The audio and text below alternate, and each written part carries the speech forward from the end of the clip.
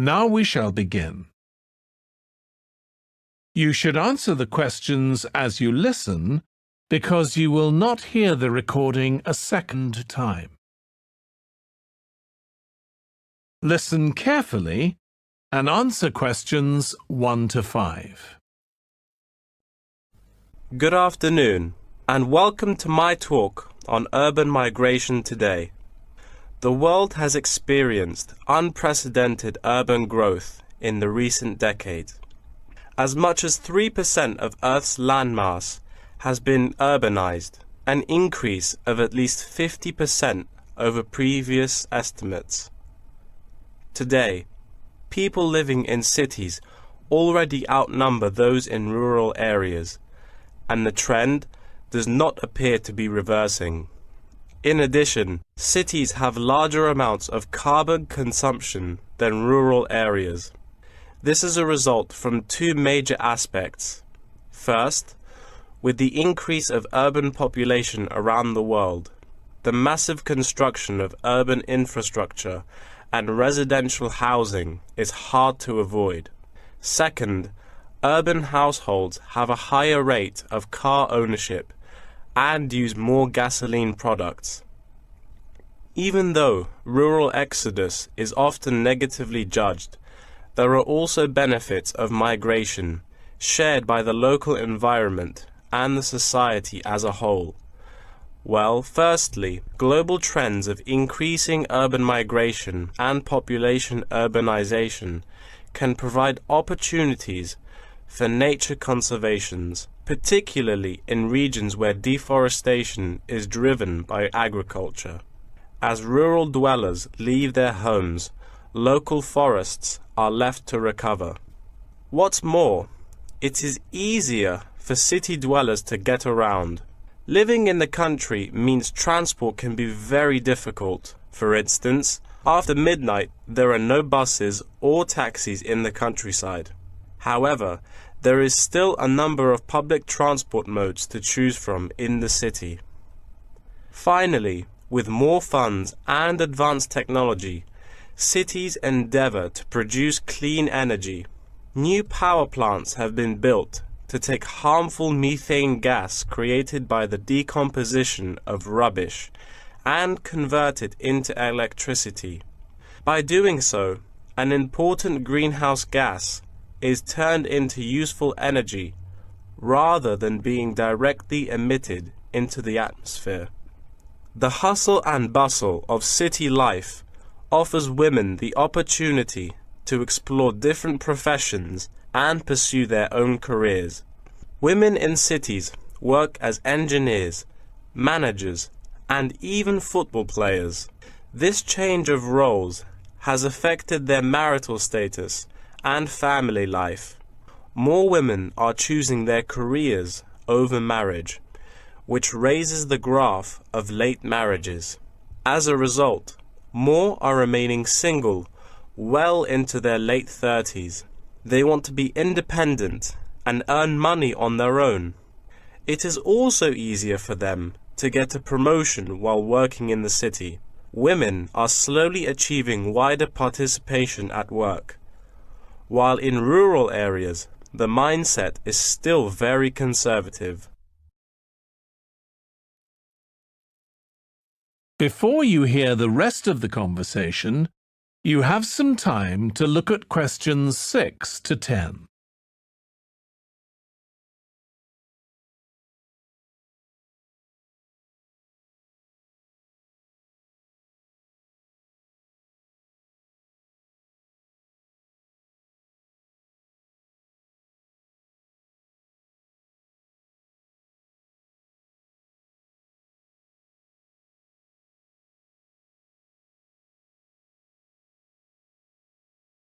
Now listen and answer questions 6 to 10. However, cities also change the way that humans interact with each other and the environment, often causing multiple problems. In general, urban wages are significantly higher, so moving to the city is an opportunity to earn what was impossible in rural areas. However, the wage difference is often offset by the higher cost of living and absence of self-produced goods, including subsistence farming. A sizable proportion of new corners attach greater importance to money and gradually abandon their former way of life, thus risking losing their culture. These new city residents are also faced with another problem. According to statistics, crime rates are significantly higher in densely populated urban regions than in rural areas. For instance, property crime rates in our metropolitan areas are 3 to 4 times as high in comparison to the rates in rural communities. Immigrants, upon arrival into cities, typically move into the poor, blighted neighborhoods because that is where they can afford to live. Crime in these areas is high and reflects poor living conditions, as these neighborhoods experience great levels of poverty. This pattern also occurs for violent crimes, which is much more common in large urban areas than elsewhere. In addition, traffic congestion and industrial manufacturing are prominent features of the urban landscape, which take their toll on the natural environment and those who depend on it. Air pollution from both cars and factory emissions affect the health of countless urban residents. Rural to urban migration can boost the urban economy. With a better economy, cities provide their residents with better welfare, but the concentration of services and facilities such as education, health, and technology in urban areas inevitably contributes to greater energy consumption. Another problem with life in the city is traffic congestion. It makes people late to work and thus stresses us out before we even get there. Deliveries can't arrive on time, gas costs money. The quality of life of those commuters starts to decline. What's worse is that if congestion makes it harder to match the right workers to the best jobs, it is economically inefficient as well. That is the end of section 1. You now have half a minute to check your answers.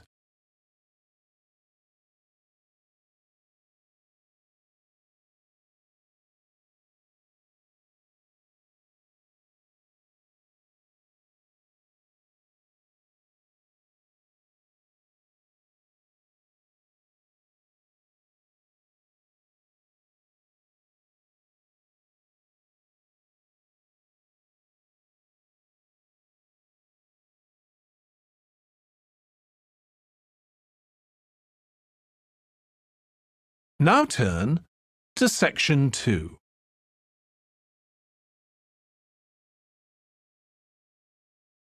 Section 2. First, you have some time to look at questions 11 to 16.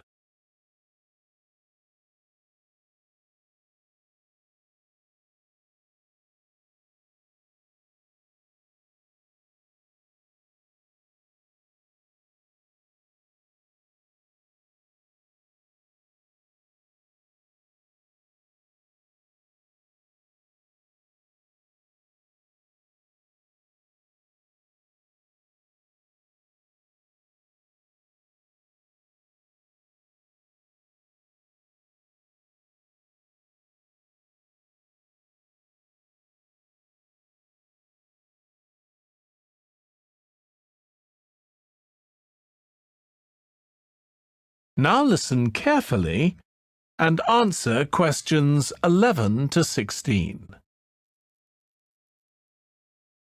First of all, I would like to thank you for enrolling in this optional ethics course.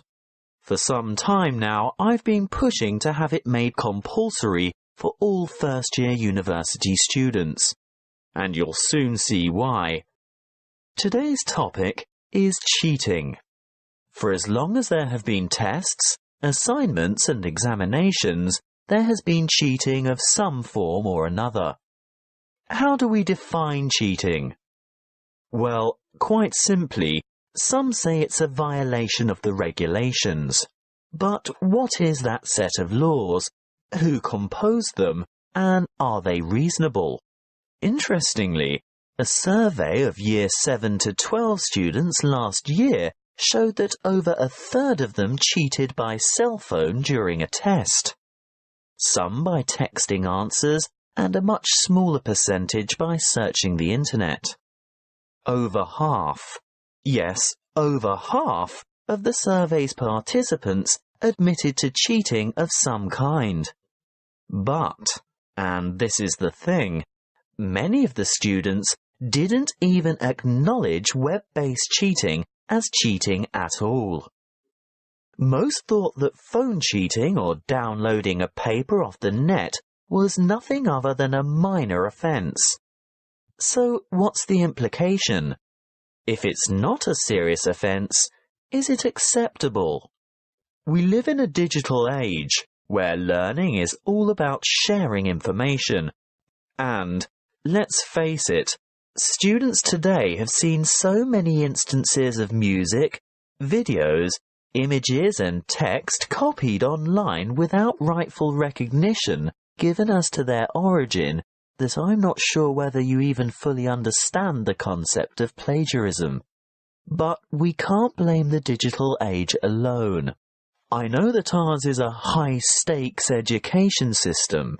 By that I mean there is a great deal to be won or lost by a good or bad grade. If we scrutinize the system, we may well affirm that cheating isn't really dishonest. It's merely a survival skill. For many teachers and students, it's the product that counts, not the process. By process, I mean the way it is produced. You see, when learning becomes nothing more than information sharing, knowledge or data aren't figured out and understood. They're just retrieved and passed on. How much is actually absorbed? When we discuss cheating, we must look at the educational environment as well as the morality, or lack of it. Researchers have found that environments conducive to cheating are those where the focus is wrong. Sometimes instructors have no meaningful relationship with their students, perhaps due to overcrowded classrooms and lecture halls or individual personalities. Secondly, students who cheat are most often the ones who think the task is pointless or the amount of work is overwhelming. If the classroom is a place where learning is genuinely engaging and the emphasis is on openly exploring ideas, there would be no necessity for cheating. A third, and very important point, is that grades and marks matter more to some students than what they're doing. And lastly, achievement is taken to mean outperforming others, and these competitive practices encourage cheating. Before you hear the rest of the talk, you have some time to look at questions 17 to 20.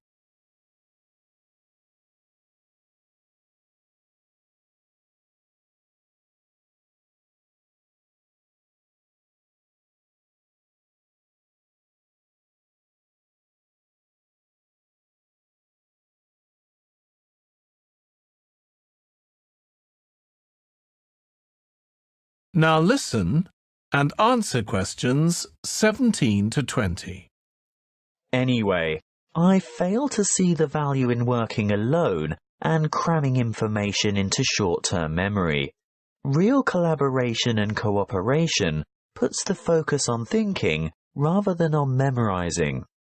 I have to say that it's the actions of teachers, classroom organization and cultural background that have as much to do with cheating as individual student behavior. Of course, some students cheat by plagiarizing or copying because they simply don't understand the material, nor do they have any confidence in their writing skills. But I think the majority of students end up plagiarizing because they just don't know how to cite sources correctly, or how to sum up others' ideas in their own words. These reasons have remained the same for centuries. It's really just that the digital age has made it easier. But remember, teachers use technology to spot plagiarism too, so it's also very much easier for them. First-year students should have to complete a compulsory writing skills course, where the rudiments of proper referencing and summarizing are taught. I also think it's a big mistake if ethics is not a first-year requirement as well. In this university, I think it's only the computing department that insists all its students complete a paper in ethics. Learning and education is not just about cramming facts or increasing your knowledge base. It's about intellectual integrity and honesty and rising to meet higher ethical standards. Now, this may necessitate a change in pedagogy and educational philosophy, but most importantly, it will involve a challenge to engage students in discussion on morals and academic morality.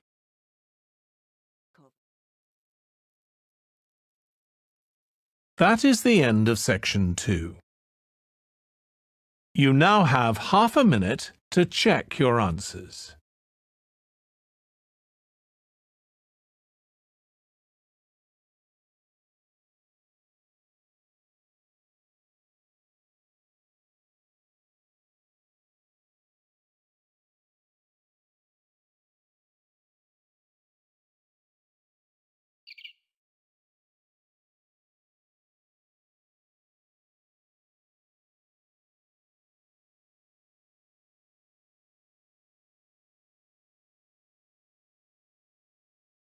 Now turn to section 3.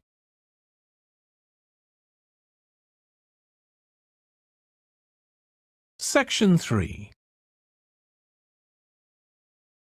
First, you have some time to look at questions 21 to 25.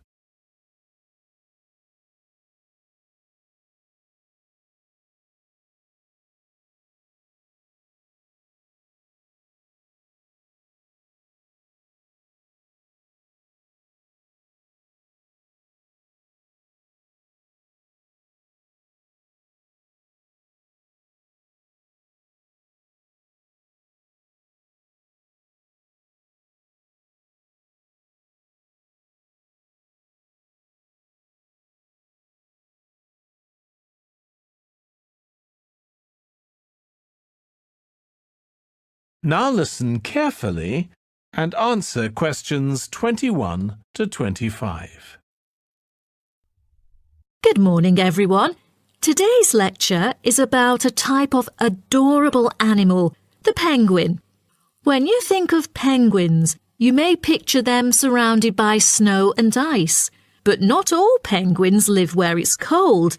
African penguins live in the southern tip of Africa. They are usually found within 40 kilometres of the shore and on a number of its surrounding islands. African penguins are also known as jackass penguins because they make donkey-like braying sounds to communicate.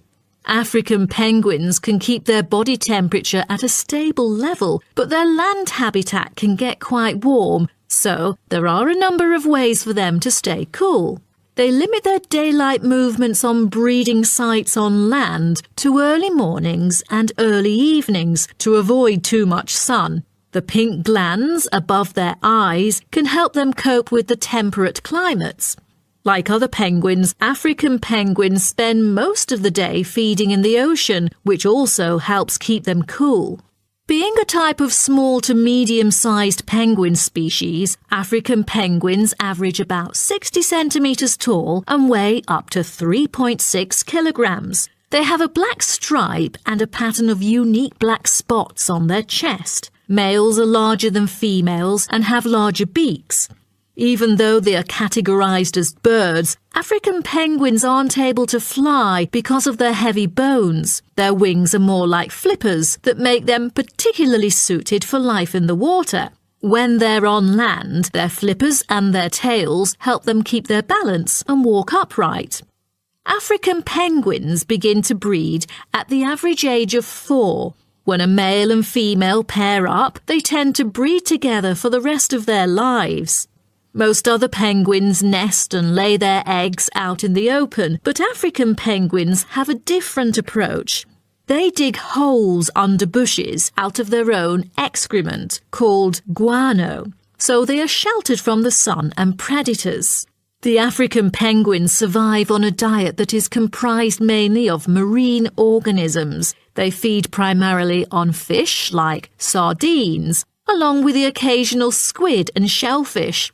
But when normal food is in short supply, they eat tree roots as well. The streamlined body of the African penguin allows it to move through the water like a rocket, capable of reaching a speed of around 20 kilometers per hour when hunting for food.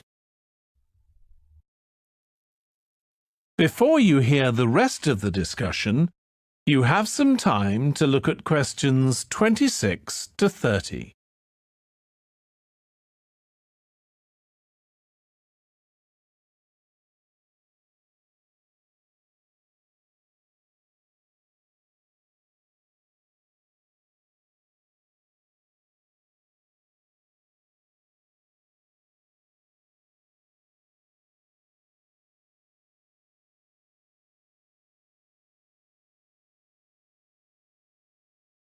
Now listen and answer questions 26 to 30.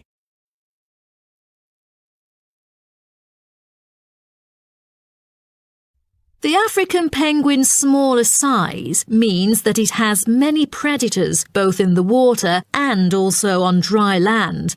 Their natural predators at sea include seals and sharks. The biggest threat to them on land is not just towards the adult penguins. The penguin chicks are sometimes taken by seagulls into the air and dropped from above. The seagulls could thus feed on them. At risk from predators, young penguins are protected for about 40 days after hatching by both parents. They will leave the colony when they are between 3 to 5 months old and will return a few years later. The entire surface of their body is densely covered with feathers, which fall off during the winter. This process is called molting and takes about 3 weeks to complete. During that time, they are unable to forage. Therefore, prior to this, African penguins spend about 5 weeks laying down fat deposits. They generally live between 10 to 15 years. However, many do not reach their full lifespan.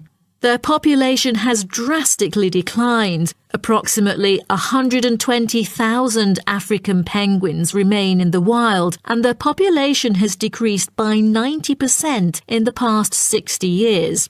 They are considered to be vulnerable and have been listed as being endangered. 2 major factors have contributed to their decline. They are struggling for nesting space due to human disruption and competing for food due to overfishing and pollution. With the limited number of breeding pairs, survivorship becomes difficult for African penguins. This makes them especially vulnerable as environmental conditions change or an outbreak of a disease occurs. For instance, avian malaria has caused 27% of the captive breeding penguins' deaths annually. The more genetic diversity there is within a species, the higher the likelihood that at least some of the individuals will adapt and survive. That is the end of section 3. You now have half a minute to check your answers.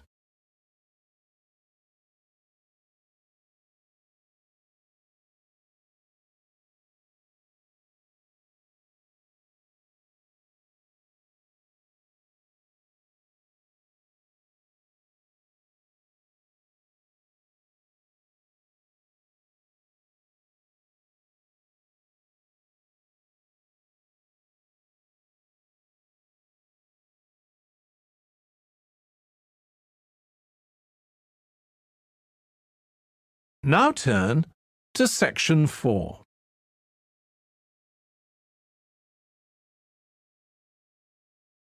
Section 4.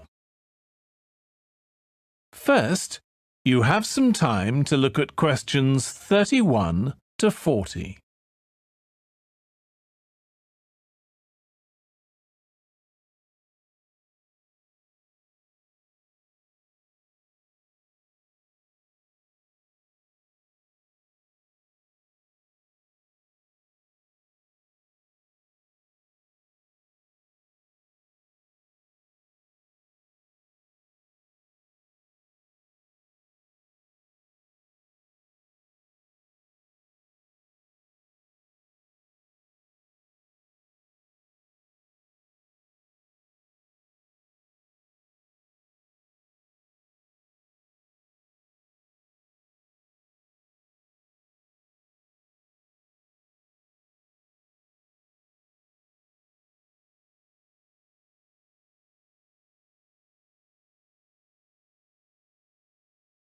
Now listen carefully and answer questions 31 to 40.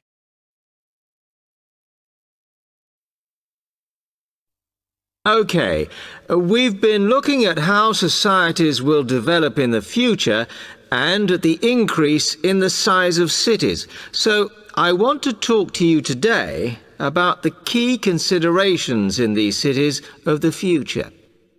There are three key elements I want to look at, and these are the new features they will have, issues of size, and the main problems to be considered.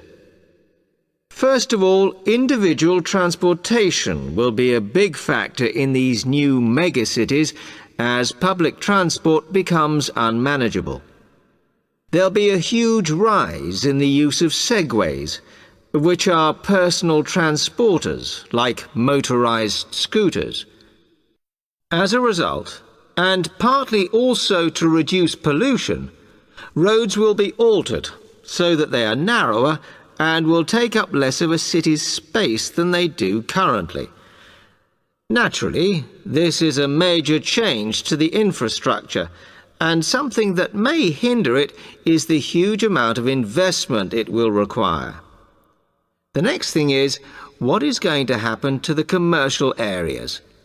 We do not want these to become even larger concrete jungles than they are at present, so we have to look at design.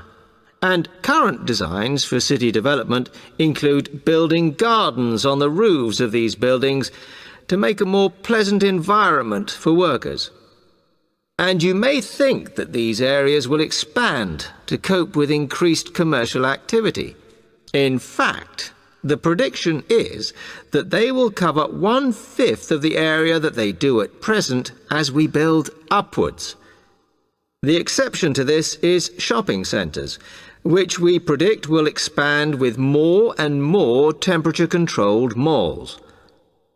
What may cause difficulties is that the superstores will be confined to the outer edges of the city, as they will be too big to fit into the new malls. Then, of course, there are the residential areas, and these will undergo their own changes.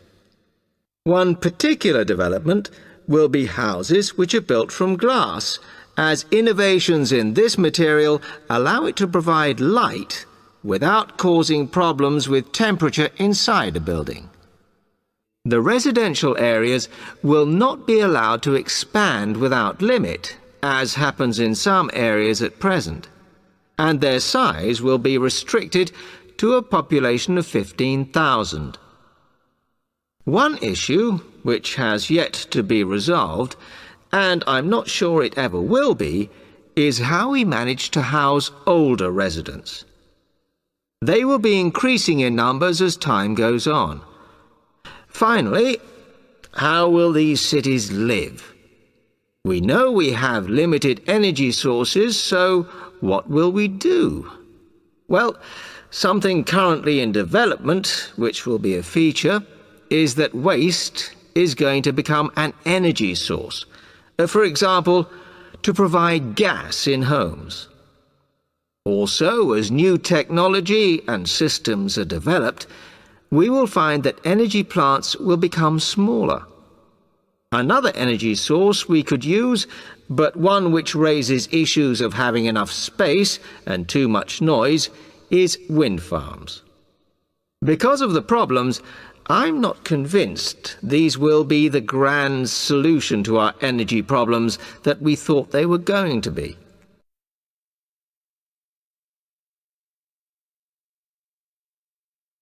Now, moving on to looking at the social aspect of cities, we need to look at housing and how people will live.